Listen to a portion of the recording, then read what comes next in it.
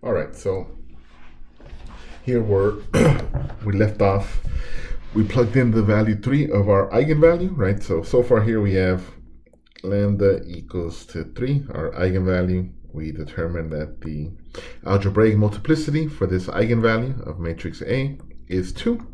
So we set out to find the null space of this matrix A minus 3i, right? We plug in the 3. We reduced row echelon form, get it into reduced row echelon form, and the resulting matrix is 1, negative 1, 0, 0, 0, 1, 0, 0, 0.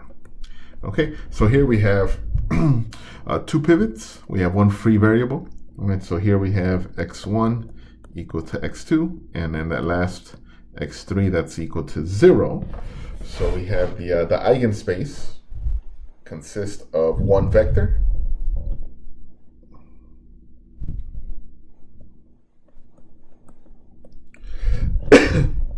for eigenvalue 3 consists of the vector 1, 1, 0, since x1 equals to x2. Okay, notice there is one vector in my basis here, so that means that my geometric multiplicity of the eigenvalue 3 of matrix A is 1.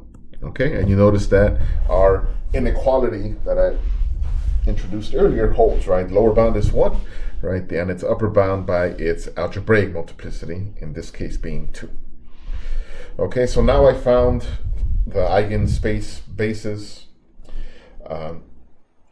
for eigenvalue 3. Let's do the same thing for my eigenvalue of 5. All right, if eigenvalue of 5 is, then again, A minus 5i. This turns into here. Plugging in 5 into my matrix, we get negative 2, 0, 1, 2, negative 4, negative 1, negative 4, 4, 2. So reduced row echelon form gets me to 1, 0, negative 1 half, 0, 1, 0. So here we have two pivots, one free variable. So here we have x1 is equal to 1 half x3. Here, just for scaling factors, avoid using fractions. 2x1 equals to x3. Okay. All right.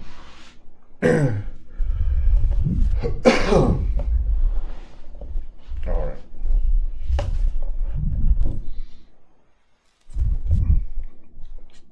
right. So we have here for my eigenvalue 5. So this is when lambda is 5. We've identified that the algebraic multiplicity, that was of root 1, 1. And then here we see that x2 is 0. Our eigenspace for our matrix here, corresponding to eigenvalue 5, consists of the vector 1, 0, 2. Okay.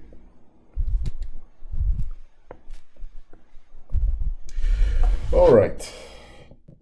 So with that in mind here, now we see here in this case the geometric multiplicity of the eigenvalue A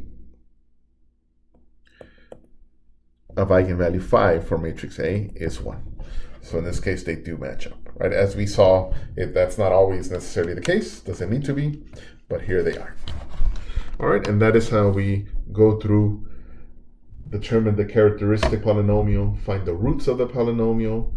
Using those roots, those are now my eigenvalues, going back into the matrix to determine the basis for the eigenspace.